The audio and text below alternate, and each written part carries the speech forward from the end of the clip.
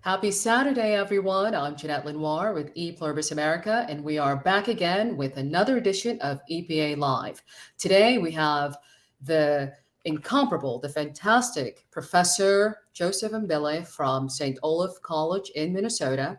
And today, we will be talking about African Americans seeking autonomy, happiness in Africa. There's been a huge increase in African Americans making their way to Africa, migration to Africa. There's been a few programs to help support these efforts, not today, but long since the days of Marcus Garvey. And even before that, folks, African Americans across the country who don't live in Africa have sought their way back to what they call the motherland. So today, we will delve a little bit deeper into the topic with Professor Mbele, who can give us a little bit more background and understanding for those who are seeking to migrate back to Africa or what they call the motherland. So before any ado, let me welcome Professor Mbele. Thank you so much for joining me, Professor.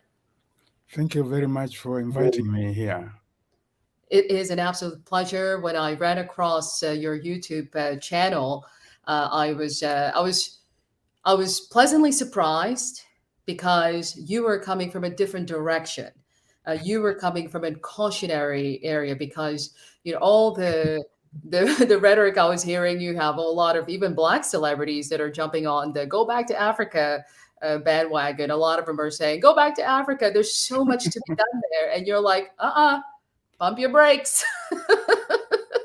There's more to going back to Africa than just the dream and the desire to want to go back to Africa. So before we get into it, I would like to welcome you and thank you. And if you can tell us a little bit about yourself, please. Oh, thank you.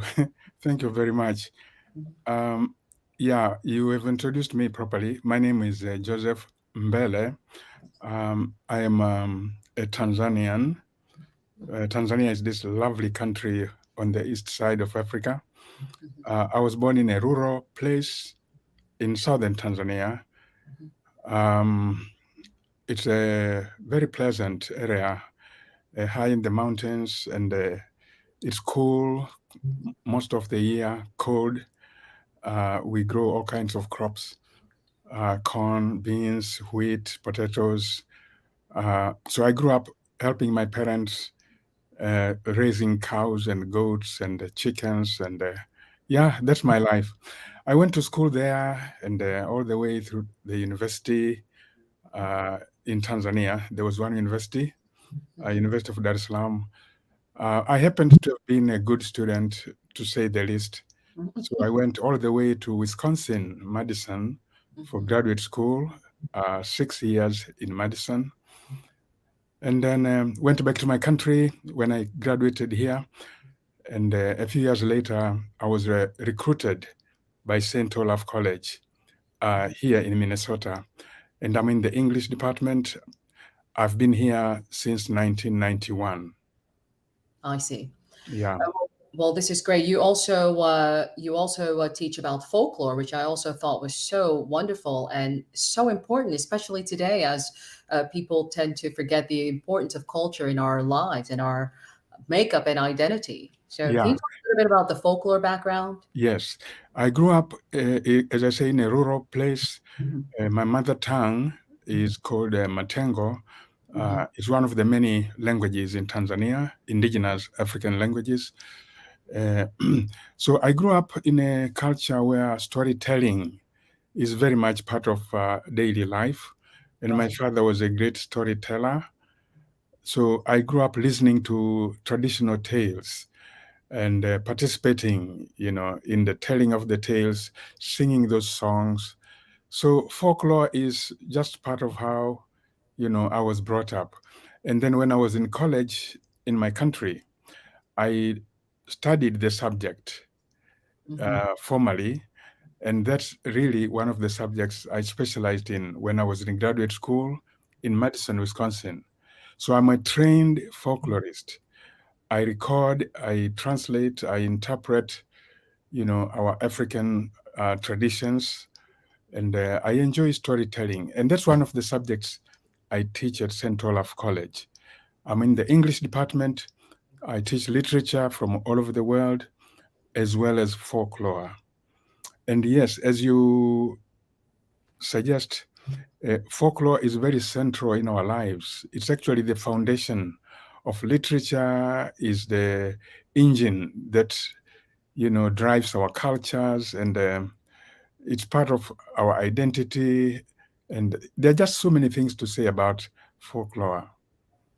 Yes, I agree. And I think it plays a very unique role in this particular topic. So hopefully we'll find some folklore that is fitting to what we are experiencing as far as the Black exodus to Africa that's been underway for a long time, but has been increased recently.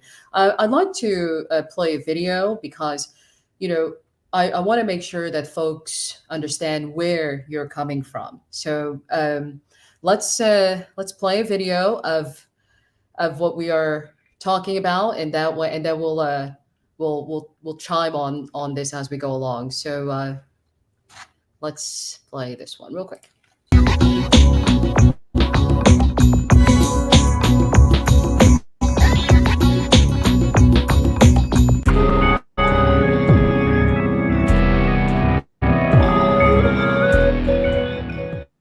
We have the tendency to blame the white man for everything that's going wrong, right? And that's the majority of African Americans in America feel. You know, you're not saying nothing that everybody don't feel. That don't necessarily mean it's true, but with the circumstances that surround us, that's why we believe that way. You know, so at the end of the day, it was like, if you are in a position in life where you feel like you don't own your own content, you don't own anything, and they should be investing in us, this is the opportunity now to be able to own that in which we're complaining about. Because in Africa, it's a clean slate. You can build that empire there. You can build that infrastructure there. It just, and you already got the information. You're already educated on how to do it, because we've done it here and made billions of dollars for corporations all day. Africa is the only place in the world where Black people can go and build Fortune 500 companies from scratch within 5 years. It'd be like China, easily. No, seriously. And this took them hundreds of years to build. You can build it now within 5 years. Yeah. China took that same, mind state 25 years ago. China was no different from Africa 25 years ago. Go to China now. Look at Dubai, the Middle East. They just started 50 years ago and started building that same concept. I'm kind of, me just want to be 100%. I understand what you exactly mean.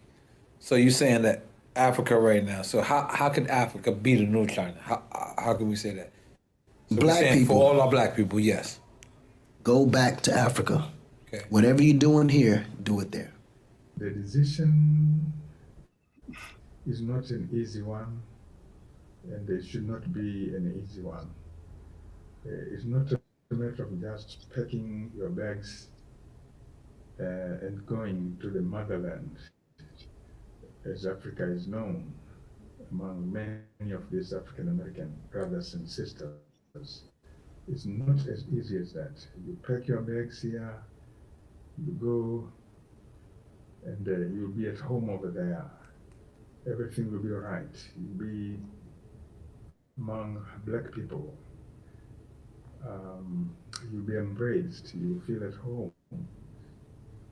This is not the way things work out.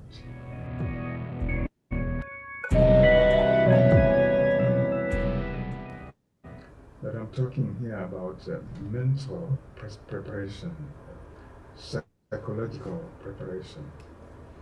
They really need to prepare themselves mentally and psychologically for the reality of living in Africa. First time I came to Ghana, the first thing that I remember was being on the plane and feeling that I crossed over into Africa. This one is real talk. Ghana is like a commerce-heavy country. Like, people are business folks here in Ghana. Like, they do business, they're working, there's commerce, people are buying and selling and everything like that. So the way that I live comfortable in Ghana is to try to live like a Ghanaian. I didn't move here to try to live like I was living in America. I want to live like a Ghanaian, so I eat local food. I know how to make all my local dishes, kontomire, fufu, banku. People will glorify coming to Ghana almost as if you don't have to do any work to get here.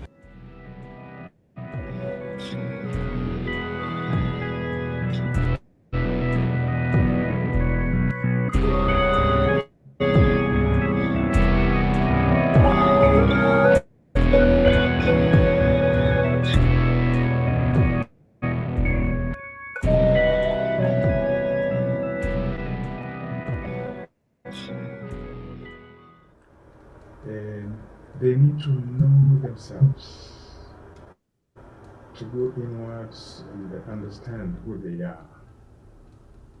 And so what I mean here is they may be black, like most of the Africans in Africa. We have the same skin color, but African Americans are Americans. And we need to think about this and the implications of this. African Americans are Americans. So, Professor, it's a little long of a video, but I wanted to show you a little bit of what folks are saying compared to what you were saying. And I thought that was so important. So here we have one sector of our society. I almost want to say those who can afford to speak that way are saying, go, there's money to be made. And then you, from an academic background, and who's from Tanzania, you're like, wait, there's more than just financial planning and backing. You really need to psychologically prepare. Can you tell us a little bit about your point of view on African Americans going back to Africa and how you think they should prepare if they do plan to make their exodus there? Oh, thank you. Thank you very much. And I'm excited you were able to pull up these snippets of conversations. I think it is so great that you did this. People can see how problematic this whole thing is. Let me get to your question. I really believe that African Americans or Afro-Caribbean people or Afro-Latino people who want to go to Africa, they should be able to do that. Yes. I think the world is open and we have globalization, mobility, of people and goods and services is part of the world we live in. Just from the point of view of globalization, I wouldn't place barriers on anybody going to settle anywhere. Okay.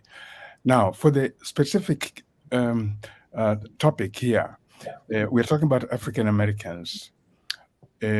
Yes, you are right. I'm trying to caution them so that they can prepare, so that they can go and make the transition work, so that they can go with the proper mindset, knowing there will be challenges. But the decision is made, and where there is a will, there is a way. They should go there knowing it's not going to be easy every time, every day. The separation, the several hundred years of separation from Africa has actually meant something in terms of the lives of the people. Here in the United States, and that's one thing I say in my video, it's a system of capitalism. Yes. So that first video clip that you showed, the person, I know who the person is, Akon. He was saying, go and invest and all this, look at Dubai and all kinds of things. Yeah. This is capitalism. This is capitalism. You go, you build big enterprises, and you can make it, and that's the narrative. But it's the narrative of capitalism. Yes. Individual wealth building, those kinds of things.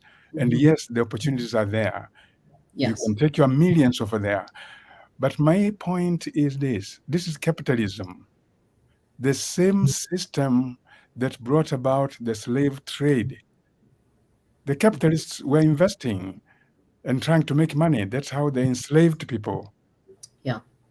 To make money. Mm-hmm.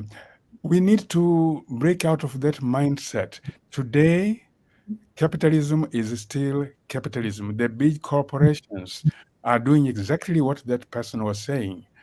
They have their money, they take it somewhere, they exploit the labor there. It's about individualism, it's about making money for yourself. So African Americans who think that way, that Africa is it's a place of opportunity in the sense that you can become a millionaire, for example. I don't think they're really thinking the same way as I am, because they're going to continue the capitalist system over there.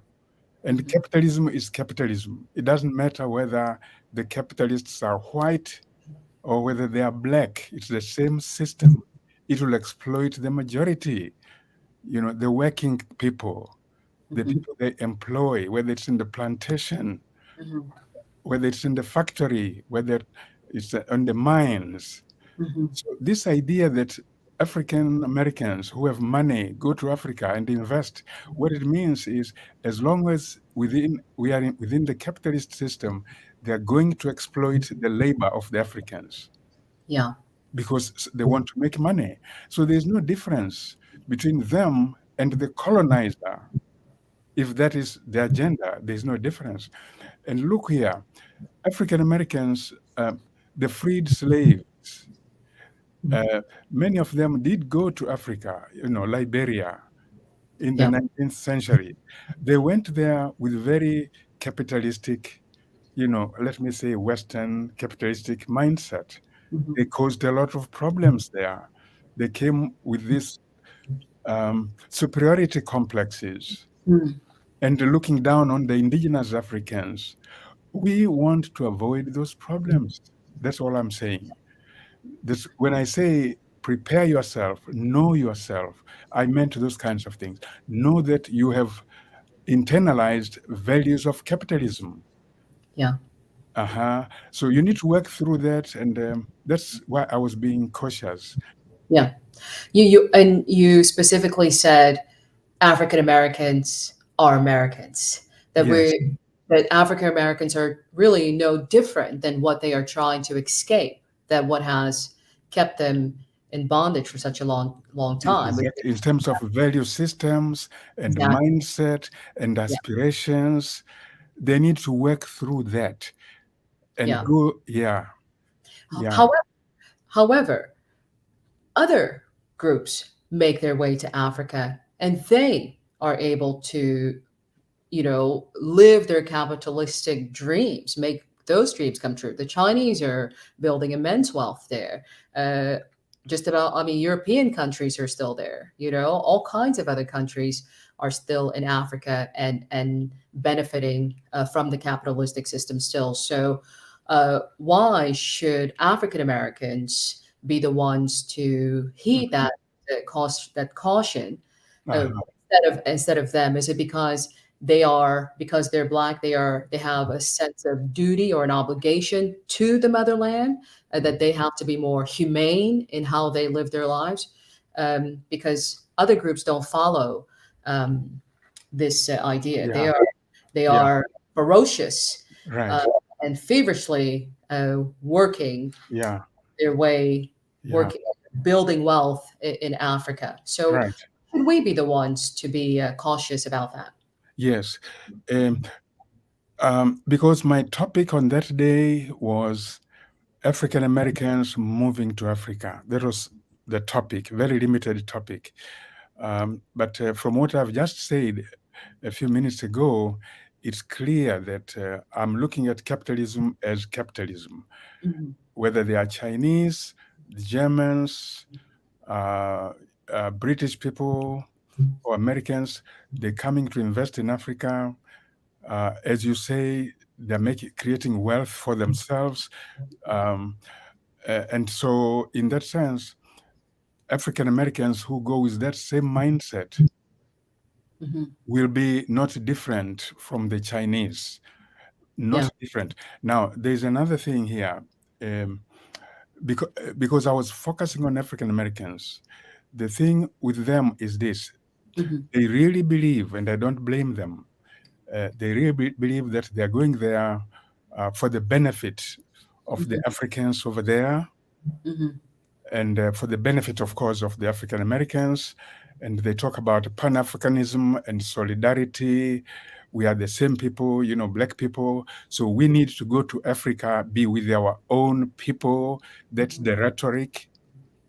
That's the rhetoric, as if we are going to save the continent of Africa by going to invest our Black wealth over there.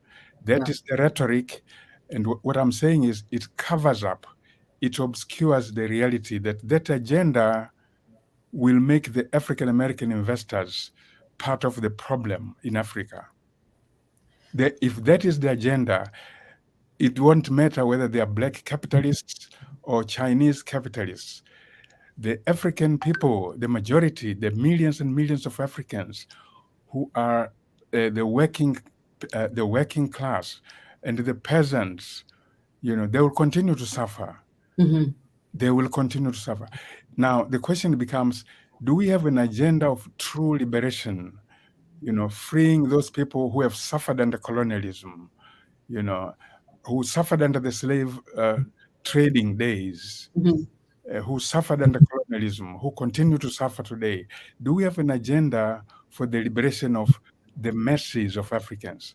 Here, what I mean is ideas like those of my first president, the first president of Tanzania, Julius Nyerere, who really sought the liberation of the majority of those people from the system that has enslaved them for centuries. Enslaved them during the time of the slave trade, colonialism, and now we are talking about neo-colonialism. African Americans who go should just be thinking about these things. They might go there to perpetuate neo-colonialism. Okay. Do you think African Americans making their way to Africa should go there? Do you think African Americans owe something to people in Africa? That's a very interesting question. They actually feel that way. And I sympathize with that. I agree with that. I think they have a very good insight into this problem, into this issue. They say, we have our wealth here, we've accumulated, and we do need to do something about our motherland, you know, our mother continent. They feel that way, that they have an obligation to go and help develop that continent, which is their original home. I am with them on this. I'm simply mentioning these things so that we can think about the modalities, the proper way to do this thing. They feel very strongly that, you know, they owe something, you know, they feel very strongly, emotionally and in terms of ancestry. They have that connection. It's their place. And that's why I started by saying, I really think Africa should just open its doors. And for those African Americans who say they want to go home to build their motherland, I agree with them. I'm simply suggesting, you know, the proper way of doing this, which doesn't perpetuate, you know, the problems. I understand. You know, and that leads me to another clip I want to show you because, and I thought this was very interesting that you brought up because I didn't think about it. I'm from Suriname, and when I go back to my country, I do see the difference in treatment in how locals treat white people coming from Europe that visit there from Holland versus a black person coming from somewhere else Yeah, there. yeah. You know what I mean? There is a different treatment. I've noticed it. I've Yeah. experienced it myself. And so the fact that you mentioned it, I was like, oh, wow, that is so interesting. So I'd like to play this clip and then we can talk about that. And I have to admit, this was so poignant to me. It saddened me in a way. But it also highlighted all the work that still needs to be done to come out of the fog of of slavery, which I believe a lot of African Americans are still struggling with, which is why the argument for reparation is such a good one and an important issue we have to deal with. So I'd like to play this part, and this is again we're going to go into the whole capitalistic part of it and showing you a little bit of what some Americans are doing there. My business that I had started years before I actually moved to Ghana. I've been doing business in and out of Ghana before I physically moved here. Importing and exporting shea butter and other items that come from Ghana.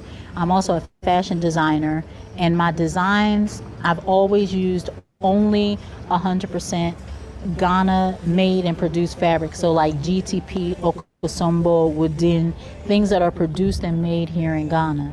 So actually moving here saved me a lot of money, because since all of my fashions and products that I sell come from Ghana, I no longer had importing fees and all of these other things that I had to pay in order to conduct my business in America.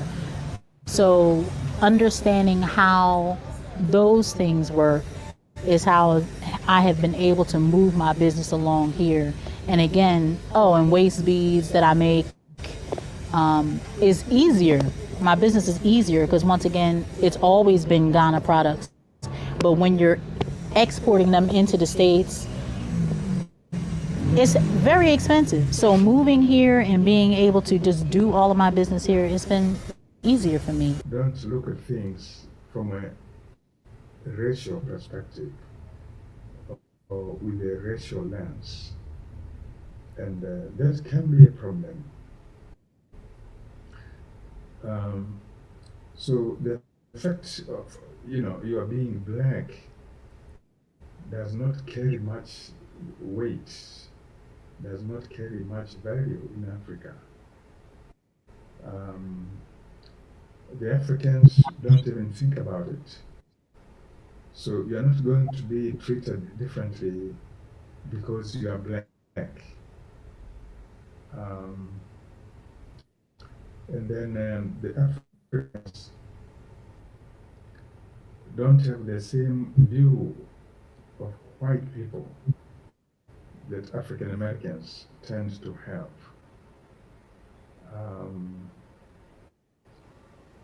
They don't. Their experience with white people has been different. Most Africans have very limited experience of white people. And the white people they see in their lives in Africa have been, types like,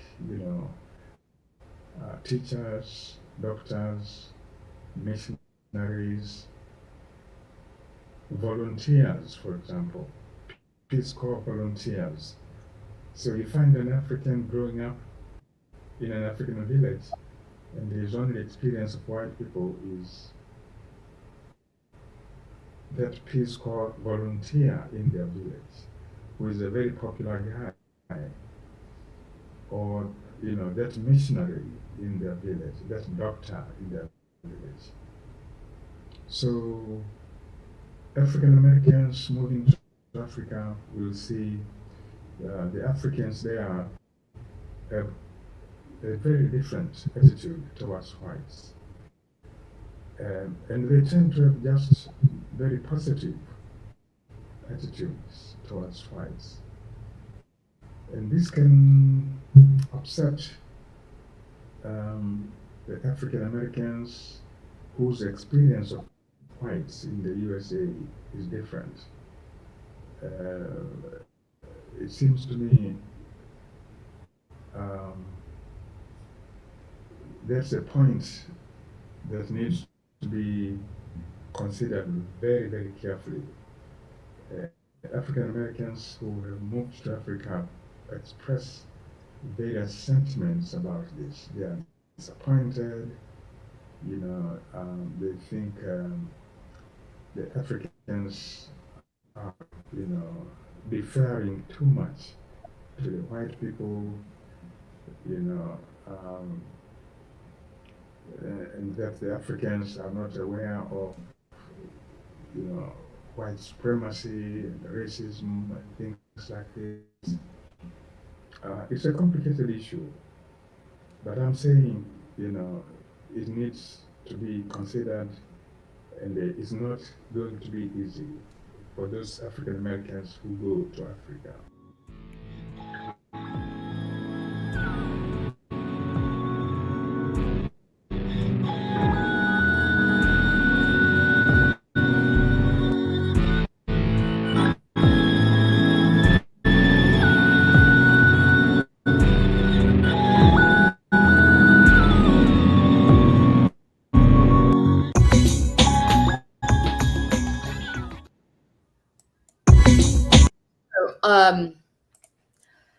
I thought that was so poignant because I'm like, okay, I'm just so happy you even mentioned that, because we're not monolithic. We're so diverse, even in our heritage. Or there's so many different African cultures. We are one Black people. One, we know who we are, but at the same time, we're also very different. And so I thought that was so important to note that if you are planning on going to Africa, don't go there with don't bring your problems there. If it's because the problems they're facing are not the same, even when it comes to racism and the issue of white supremacy. As much as we talk about it being a global problem, can you talk a little bit more about that?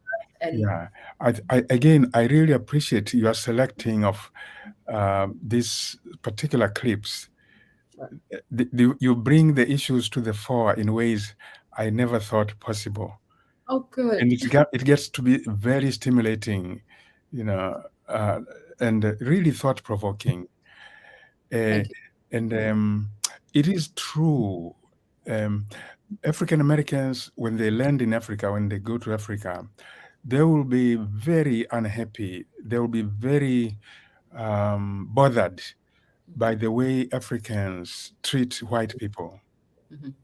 Yeah, it's a fact. I have been, talking with African Americans back in Tanzania. Oh yes, I go there. I have given, presentations to African Americans in Tanzania. They invite me. Can you talk to us about cultural differences and this and that? And then they get my books there. We have great conversation. I also talk to the Tanzanians who are there, who happen to have connected with African Americans. And the Tanzanians I've talked to tend to complain. They say, oh, the African Americans, they're always talking negatively about whites. They're always talking negatively about whites. And so the Africans are very bothered by this. They get tired of it. So it's very sad, the thing that's happening. It's very sad. And I want to just bring it out so we can face these realities. The African American, I understand them because of what they have gone through in this country. The history of slavery, discrimination, big problems which are still here. And so they go to Africa and they find that Black people in Africa don't think or don't feel the same way about white people. So I just want to highlight this reality and not hide it. So that an African American who goes to Africa should go with a clear understanding that they're going to face this problem of not being properly understood by the Africans. Again, and the Africans over there cannot be blamed. Most of them have very limited experience with white people. Mhm.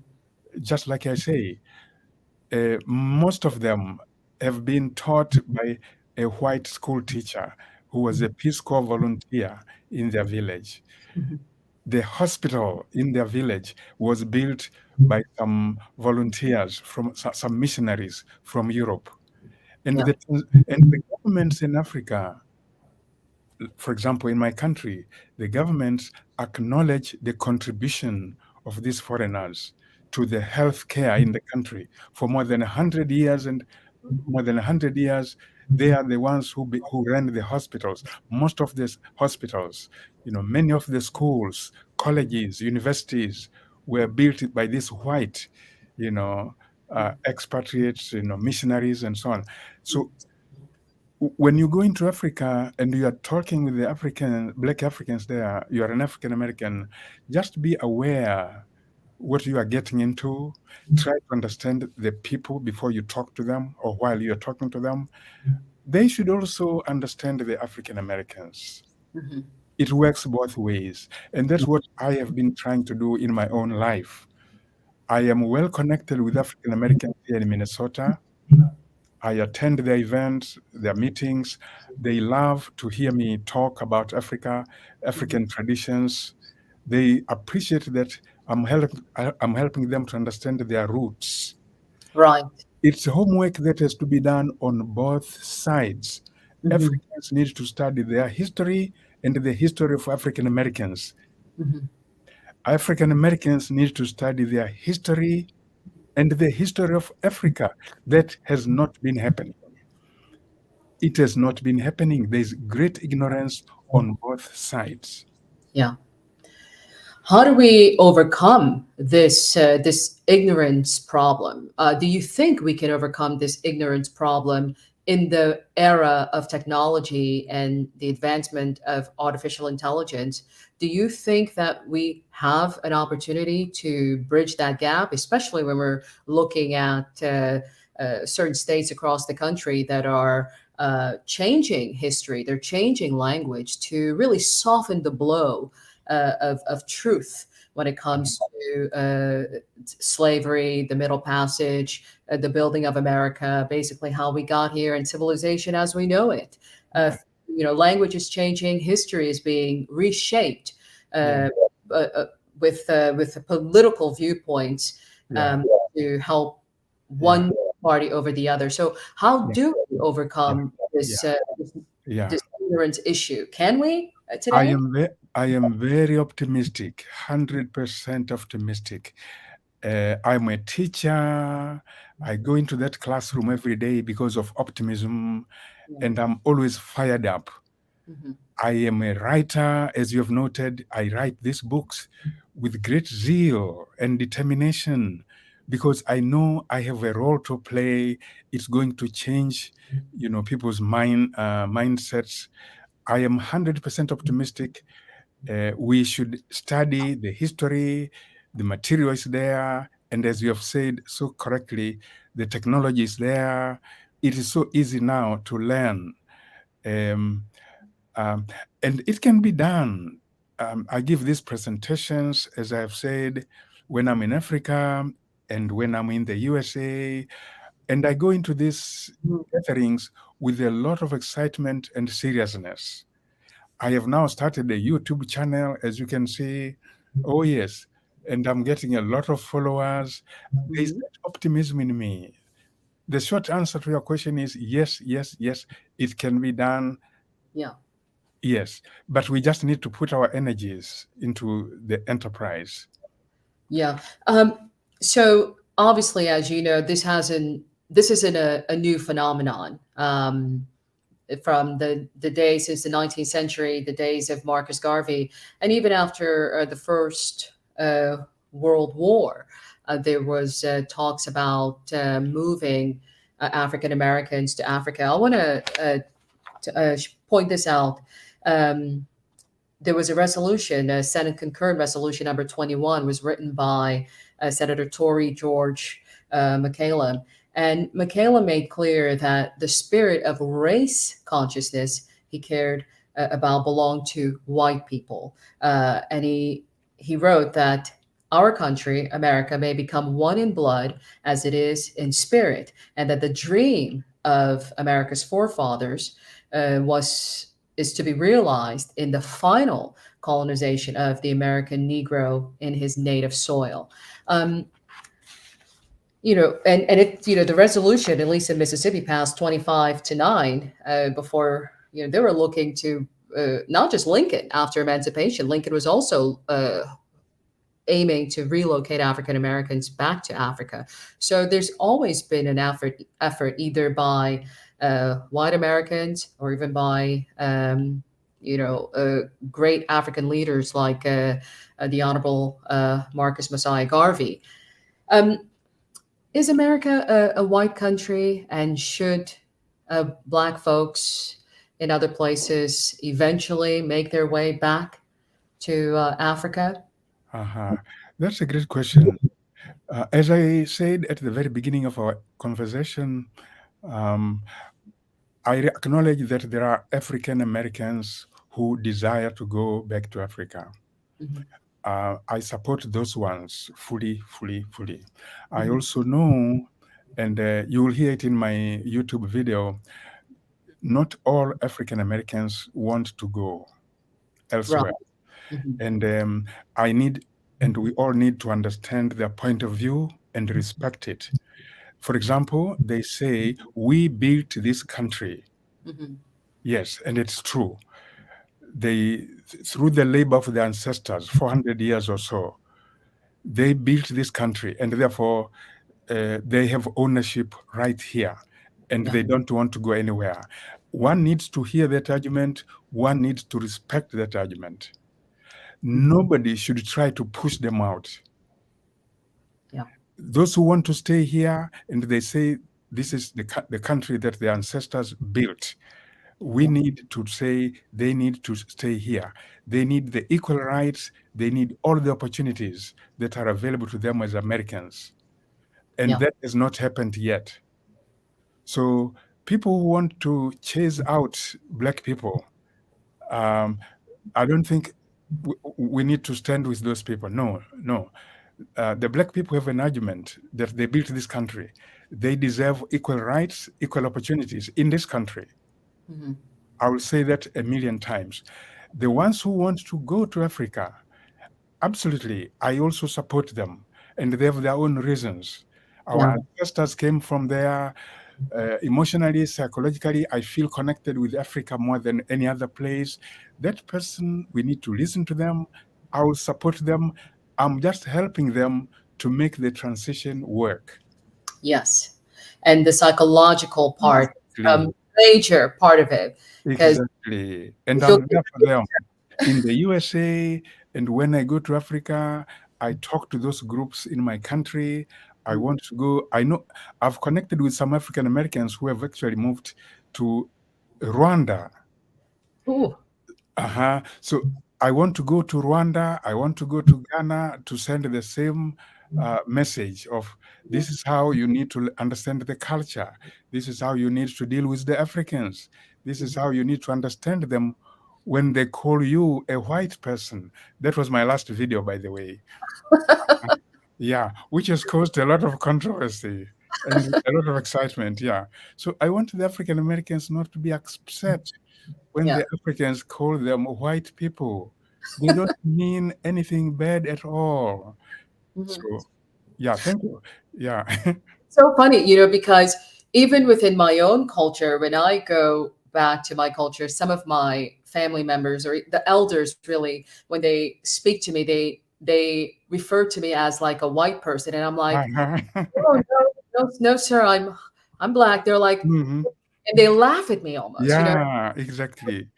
I am of mixed heritage. My father is white and my mother is Black, so I am of mixed heritage. So a lot of people on my mother's side, look very African, and my father's side, they're white Americans. So I come from both sides, but I identify. I'm a Black woman. I look Black. I feel Black.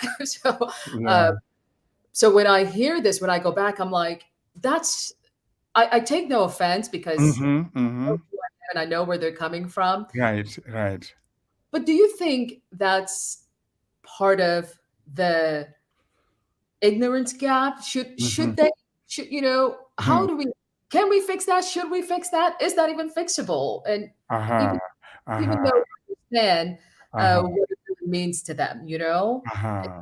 Yeah, I just want the African Americans to calm down and not take offense.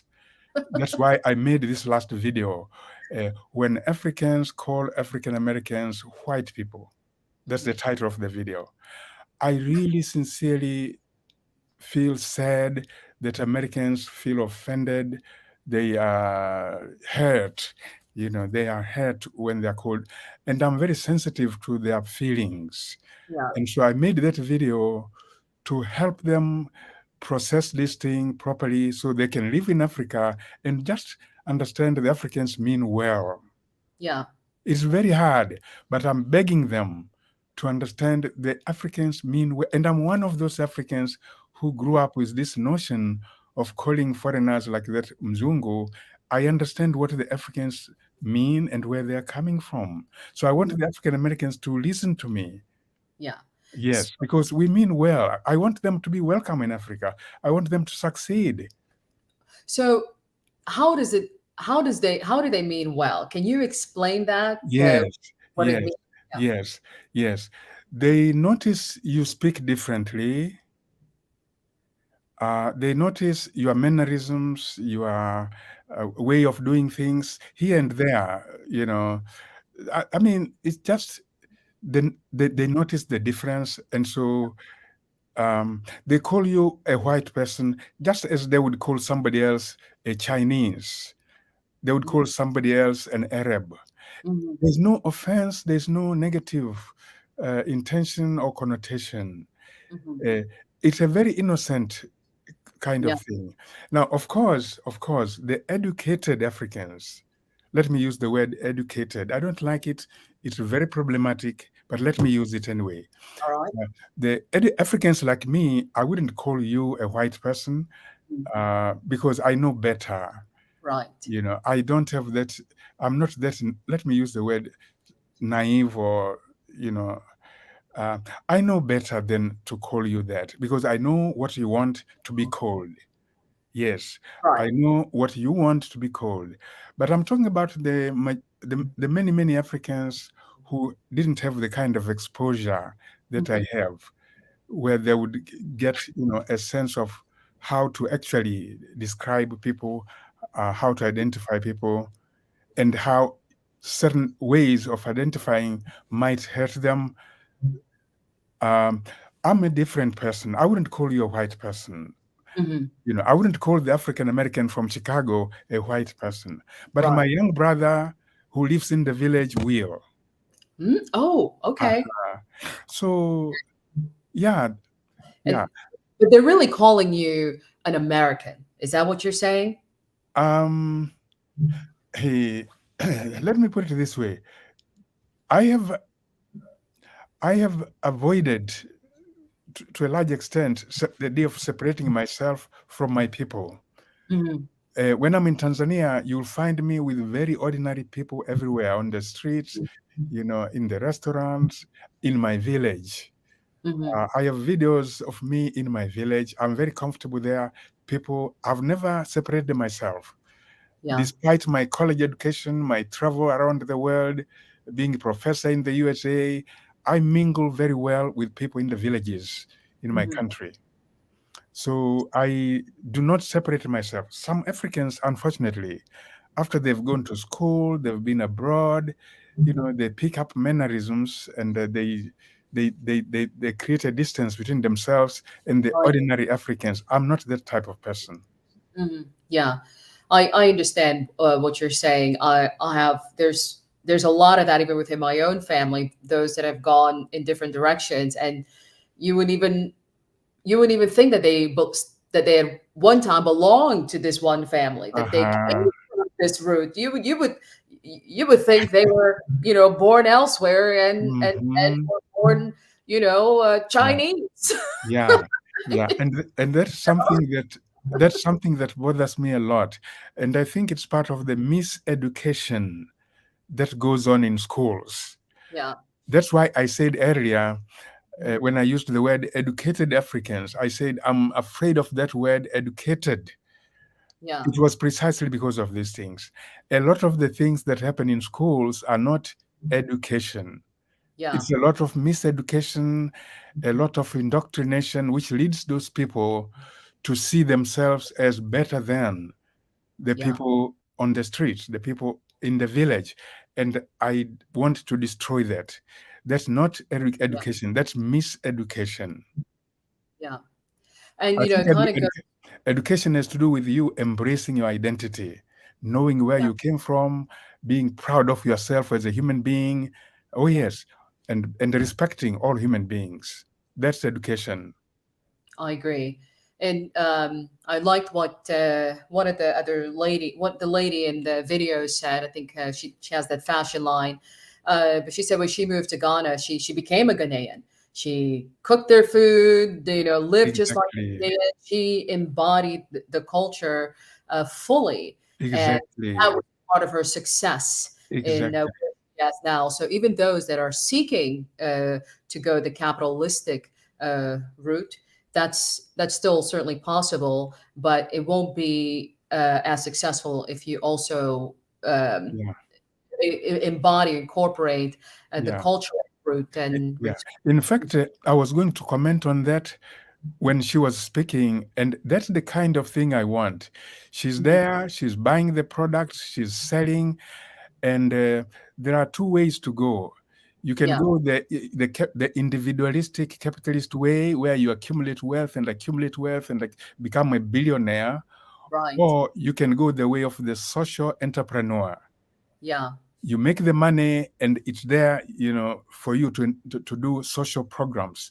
You build schools, you know, you help, you know, people who need help, you know, you make a difference in the community because you have this enterprise and it's there not only for yourself. Oh yeah, you make some money, you make money for yourself, but Yeah. you also make that money available Yeah. to solve social problems. You help to dig the wells for those people, to provide them clean water and these kinds of things.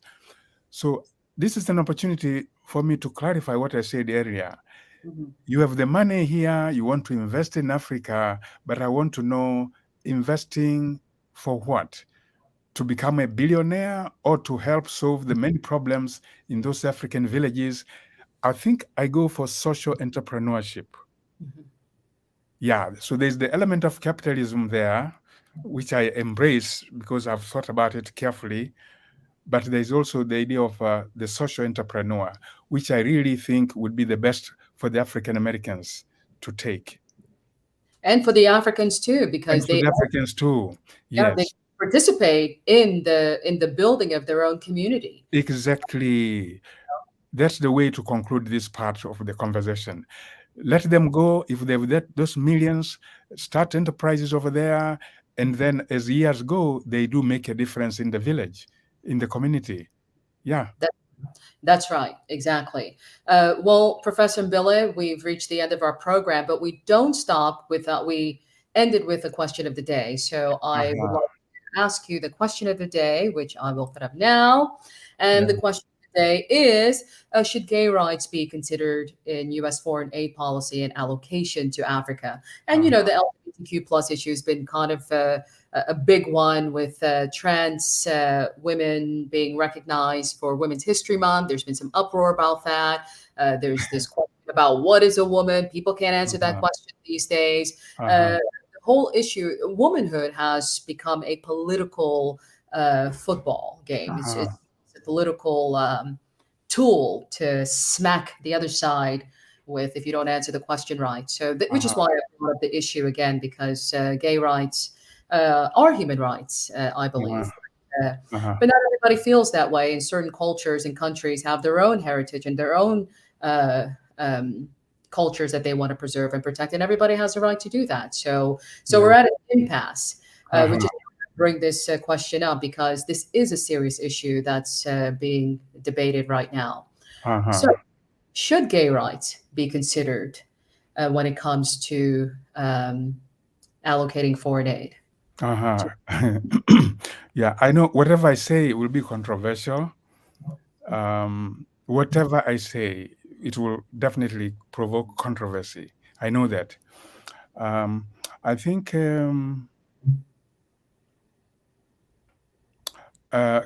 countries should avoid imposing their traditions on other countries. That's number one. Number two, countries should try to study the traditions, the sensibilities of other countries. Say the African countries, the African societies are communal, basically. Communalism is a principle in many ways that operates in Africa. And so the concept of, say, individual rights is very much part of the capitalistic system, capitalistic individualism. It has led to people being very isolated and not accountable to the community, everybody for themselves. They just stay at home, they make their own decisions. The individual rights are very important in Western culture. But in other cultures, things are they're more or less communal. You grow up not just as an individual, but as part of a community. Things you do are not necessarily things you choose to do, but you follow what the culture wants. Right. Traditionally, it has been that way. And it has affected things like even, sexuality and so on and so on. You grow up as a young boy, you expected to get married, to have a family. If a young woman, you go through initiation to be a mother, a wife. They are very communalistic. No person stands up and argues against what the clan, what the family, what the village wants. In my books, in fact, one of those books, Africans and Americans, I have stated this. Okay. It was written before these big debates started in earnest. Yeah. So the Western people should realize they are a very individualistic culture. Everybody decides for themselves what their gender is. Now there's a big battle about pronouns. Yeah. And they are respected in the Western countries. In the USA, the individual declares, my pronoun is he, she, or it, or something else. It's a very individualistic culture. So the USA, for example, in determining foreign policy, should first of all understand it is the American society is a very individualistic society. Somebody could decide to change their genders every week. Yeah. It's their right in this country. But other countries don't operate that way. That should be respected. Yeah. The African countries, for example, many people in Africa, not all, a good number of people live in polygamous families. Polygamy, and that's not allowed in the USA. So is the USA considering opening up so that a family in Africa that's polygamous should come in here and live like a polygamous family? Why is it only the gay rights? Why is it only the American-based agendas are pushed? And there is a law against polygamy. And a lot of Africans can't come here because, so it's a double standard that's going on. It's a double standard that's going on. So I don't even want to say much, but I think there's a problem of imperialism. Westerners have always felt they have the right to impose themselves on other countries. We were colonized that way. We are still under pressure, which is very colonialist. And so there are many, many other dimensions of the same mindset that the West imposes itself on the rest of the world. There's no dialogue, no conversation, no respect, for every country, every society. So that's a big problem. The premises are wrong. I hear completely what you're saying. I have to agree with you that other countries, whether you agree with them or not, they have to be respected, whether you agree with them or not. And I think you do make a good point about focusing only on the gay rights issue and not polygamy, because that is certainly frowned upon. You couldn't get a green card or marry somebody from here if you are a polygamous person. So it is something that's frowned upon. Although, there are some cultures here who do believe in polygamy. There's shows about it. They have polygamous. I know, like, yeah, in Utah, I've heard about Utah, the Yeah. Mormons. Yeah, they do. So, but Professor Mbele, would you happen to have your books with you that we could share real quick? Oh, the Africans and Americans book I did not bring, but I do have these folk tales, because you asked about folk tales. That's right, Matingo folk tales. Yes, and this is a collection of 10 tales I had growing up in my mother tongue. I translated them into English. I interpreted them. I wrote analysis. And this book is used actually in some American colleges, and it was mentioned on the TV program Jeopardy. Okay. Oh wow, that you made it on Jeopardy. That's yeah, this one. Yeah, on November 23rd, 2017. Yeah, it became very famous all of a sudden. Yeah. Anyway, so there's that the latest one, but it's up on my shelf here. If you don't mind, yeah. Oh, take no problem at all. Yeah. This is my latest one. Chickens in the bus. Yeah. It's a continuation of the other one. The first one was Africans and Americans embracing cultural differences. It has been very popular. I mean, thousands of Americans who go to Africa read it. Okay. And African Americans who are in Africa, the ones who have read it, I've heard them say it should be required reading for African Americans who go to Africa. All right. There are those kinds of things. So yes, I'm doing this again, if I go back to your question, because I'm very optimistic. We can change the world. Yeah. We can change mindsets, educate people, and make the world a better place for everybody. Yeah. I fully agree with you. I think we all deserve to feel good in the world, which was one of my favorite saying of the great and late Dr. John Henrik Clarke, who consistently fought for that. And I love that you use the chicken. A chicken is my spirit animal. I love chickens. Yeah. It's very central in African cultures, I've realized. I'm a tribal African person too, although my ancestors are the ones who jumped off the slave ships. And they refer to us as maroons. Yeah, although I reject that, which is why I've started this movement to eradicate and stop the use of the word maroons to describe me and my people. And so, which is why you saw, I have T-shirts available, which is why you saw the T-shirts that says, I am not your maroon, because of what it means. I think if we can evolve to stop referring to certain other groups.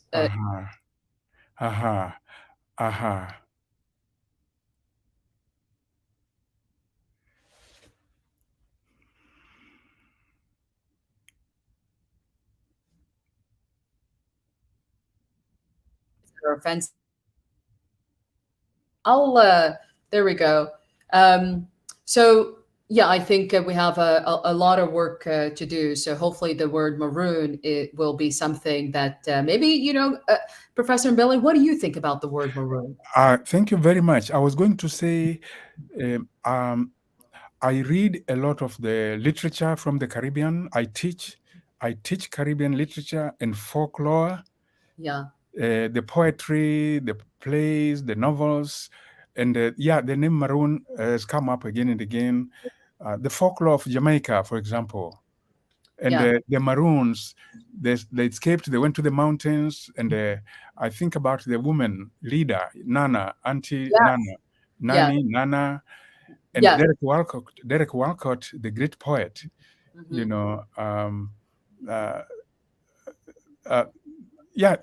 There's kinds of things, you see in the literature, in the folklore. I didn't know there was something wrong with the word maroon. I thought it was a term that adequately describes them. But I'm hearing you. I'm hearing you, and I'll be very curious to learn more from you. Why you don't like that word or you disagree with it? That's news to me. We could find another day to talk about this. Sure. But I talk about the heroism. I talk about the heroism, the heroic exploits of the Maroons, and Yeah. their desire for independence, and how they defended their settlements. Yeah. And it's a great history. It's part of the history. It's part of the ways in which we see that slaves were never really defeated, because they resisted in many ways, including the things they created, stories and songs and all Yeah. kinds of artistic forms of expression, and Right. also the reality of escaping from the plantation and fighting. And Haiti, for example, they actually did a big, there were those wars that they fought. Right. In Brazil, you have stories like this, of the blacks resisting. Yeah. Oh, In yeah. Suriname, Bonu, we Exactly. have plenty. So the word maroon has all these connotations for me, and I've always used it in my classrooms. Hey, guess what? This time, as we are talking, I'm teaching a course, Africa and the African diaspora. So we are going to talk about these things, and in about 2-3 weeks, we will get to the Maroons. So I would like to learn from you a bit more what I should tell my students. Tell Because them not to use the word. It is the word. I'll tell you briefly, Professor. The word derives from the word cimarron, which is a Portuguese word. But when the British were in that region and they were even occupying Haiti, they referred to the escaped Africans as maroon. So cimarron became maroon. So what it started out meaning was cimarron was what the Portuguese referred to their escaped cattle and livestock. So I didn't know that. I knew cimarron to some degree. That's the origin of the word maroon, but I didn't know the cattle part. Yes, it's what originally is describing escaped cattle and livestock, and of course, as you know, African people became their cattle and livestock. They didn't even, which is why that word is highly offensive. It is so much history, and it deserves to be looked at a little further because there is a lot of heavy weight. No group should have the right to identify me as a runaway their property. I see. Now That's wrong. That's the detail I didn't know, and I've never read about it anywhere. I appreciate it deeply. Yes. All I read was it comes from the word cimarron, and nobody went further to discuss the etymology of that word. So I appreciate you are telling me this. I'll be very cautious. I'll make sure my students understand this negative history. My father was an anthropologist, and so I've read his thesis, which is how I first stumbled upon this word. My father's John Lenoir, his thesis also talks about this. But there's been other writers, other Jamaican writers. I'm trying to grab the book for you if I can see it, but I can't find the book to show you. There's such an important book that talks about the word, but maroon is, just like we no longer refer to Asians as Orientals, right? We don't do that because that's offensive. We say, no, they're Oriental things, but don't refer to a person. So I don't understand why we can't do that for us, because it is an offensive word. We've tried very hard. Many people who are referred to as Maroons have tried very hard to get rid of it. However, even within our community, there are those like, no, I'm a proud Maroon. And if you go to Jamaica, there's so many proud Maroons. But I think once we understand the etymology of the word, the history of the word, as a African person who who is directly impacted by this Yeah. word, Yeah. I want to say I am not your maroon.